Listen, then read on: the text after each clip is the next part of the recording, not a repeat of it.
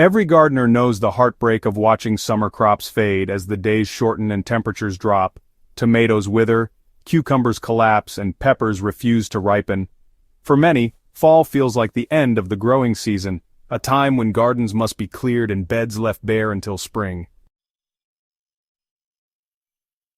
But the truth is, this decline is only part of the story. While familiar warm weather plants struggle, there are resilient crops, largely forgotten by modern gardeners, that come into their prime just as others give up. These are the plants that thrive in cooling soil, shorter daylight hours, and the unpredictable swings of fall weather. These 6 crops were once staples for families who couldn't afford to let any season go to waste. They extended the harvest, kept soil alive, and provided nutrition deep into winter when fresh produce was scarce. Most importantly, they prove that fall is not a season of endings but of hidden abundance, if you know where to look. The mistake many gardeners make is assuming fall is hostile to growth, but in reality it offers unique conditions that some crops absolutely crave. Cooler nights, for instance, reduce stress on plants, plus soil moisture, well, it tends to linger longer, and pest pressure diminishes as insects retreat with the cold. It's quite the opportunity if you ask me. Now let's talk about crops that would bolt, wilt, or just burn in the summer sun. They suddenly have the chance to flourish in the fall. It's like giving them a second wind, really. Historically, fall planting wasn't just an option, it was survival. Families and farmers who relied on the land, well, they couldn't let beds sit idle when food security depended on every square foot.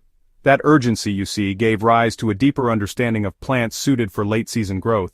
The crops that succeeded, they weren't flashy or fragile. Instead, they were sturdy, adaptable, and resilient. Quite fascinating, isn't it? Those same traits make them perfect for modern gardeners who want soil that doesn't shut down when the weather turns. Mangel beets, or mangelwurzel, were once a mainstay of European and American homesteads. Though now rarely seen in backyard gardens, they thrived in cool weather and produced enormous roots, sometimes as large as a football. Farmers grew them not just for human food, but as reliable livestock feed through winter. The magic of mangel beets lies in their dual role. Above ground, their lush greens can be eaten like chard or spinach, especially tender in fall when growth is slow. Below ground, the giant root stores energy and nutrients, surviving even after frost. Unlike delicate salad crops, mangels dig in when temperatures fall, holding soil structure and continuing to feed worms and microbes long after more popular crops have collapsed. Known as the oyster plant for its subtle, savory flavor, salsify is almost forgotten today, but was highly valued in the 19th and early 20th centuries. This root crop takes time to establish but comes into its own in fall, when the soil cools and the root sweetens. Salsify thrives where other root vegetables stall. Its slender roots penetrate compacted soil, helping aeration, while the plant's deep green foliage continues to photosynthesize in low light. For gardeners, the benefit is really twofold. You get a harvestable root in late fall, and at the same time, you have a living plant that keeps feeding soil microbes right up until the ground freezes. It reminds us, that not every plant needs to be quick to reward. Some really excel by just being steady survivors. Also called mache or corn salad, lamb's lettuce is honestly one of the hardiest fall greens known to traditional gardeners. It flourishes when lettuce and spinach fade, just shrugging off those chilly nights that turn other greens bitter. Its rosettes of tender leaves were once a common salad base in Europe during fall and early winter, harvested until snow buried them. Unlike summer lettuces that bolt in heat, lamb's lettuce prefers fall's calm conditions. Its growth stays low to the soil, protecting microbes from temperature swings and leaving a living cover that prevents erosion. By keeping soil shaded and fed late in the year, it continues the cycle of fertility when bare beds would otherwise go dormant. Claytonia, or miner's lettuce, is another cold-loving green that once sustained communities, especially in North America. Back in Gold Rush, California, miners ate it for survival when other vegetables were unavailable, and its resilience in cold weather earned it a lot of respect.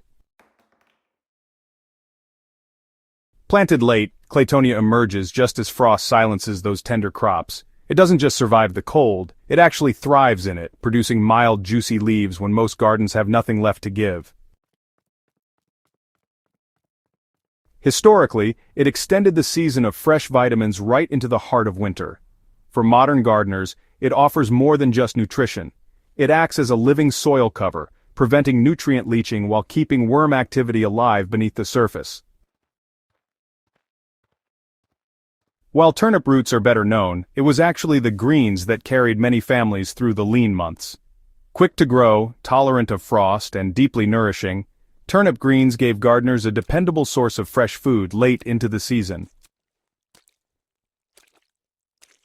In fall gardens, turnip greens really thrive where summer greens tend to collapse. The leaves stay tender even as nights drop close to freezing, and their presence keeps soil occupied with living roots, which is, essential for microbial survival. By continuing to pump sugars into the soil through photosynthesis, turnips help sustain the underground ecosystem, ensuring the soil enters winter alive instead of barren. Perhaps the most misunderstood of all, Jerusalem artichokes or sunchokes were once widely planted as survival crops. Their knobby tubers can be harvested late into fall, and the plant itself grows tall and vigorous through summer, providing shade and organic matter that benefits the soil. What makes them valuable in fall is their resilience. When other crops die back, the tubers remain in the ground untouched by frost, waiting to be dug as needed. For gardeners, this means a hidden pantry beneath the soil surface, one that worms and microbes continue to explore even when temperatures turn cold. Jerusalem artichokes embody the principle of fall abundance, hidden strength beneath the surface when everything above seems to fail. Modern gardening often focuses heavily on summer abundance. Tomatoes, cucumbers, peppers, and melons really dominate. But soil health doesn't run on a summer-only schedule. The decline of fall planting has left gardens bare at a time when the soil could still be active and productive. Forgotten crops like Mongols salsify lamb's lettuce, Claytonia turnip greens, and Jerusalem artichokes keep the cycle of fertility alive, extend harvests, and provide resilience in uncertain seasons. They also connect us to a tradition of self-sufficiency.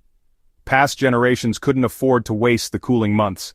They relied on crops that could thrive when conditions grew harsh, and they built soil fertility that carried them into spring stronger than before. These crops are not simply curiosities of history, they are living tools for anyone serious about soil health and food security today. The end of summer should never mean the end of gardening. By remembering these 6 forgotten fall crops, we reclaim knowledge that kept families fed and soils fertile for generations. Each of these plants thrives in conditions that discourage others, proving that resilience lies not in force but in adaptation. They remind us that soil is not meant to be abandoned when the air cools, but nurtured year-round with living roots and microbial partnerships. If you want to see your soil thrive beyond the summer harvest, consider planting one or more of these forgotten fall survivors. They will not only extend your table's bounty, but also leave your soil richer, livelier, and ready for the next season. For more timeless gardening wisdom and practical soil building strategies, subscribe to Hydrohaven and share this guide with others who are ready to rethink what their gardens can do. Together, we can keep the old knowledge alive and the soil beneath our feet thriving.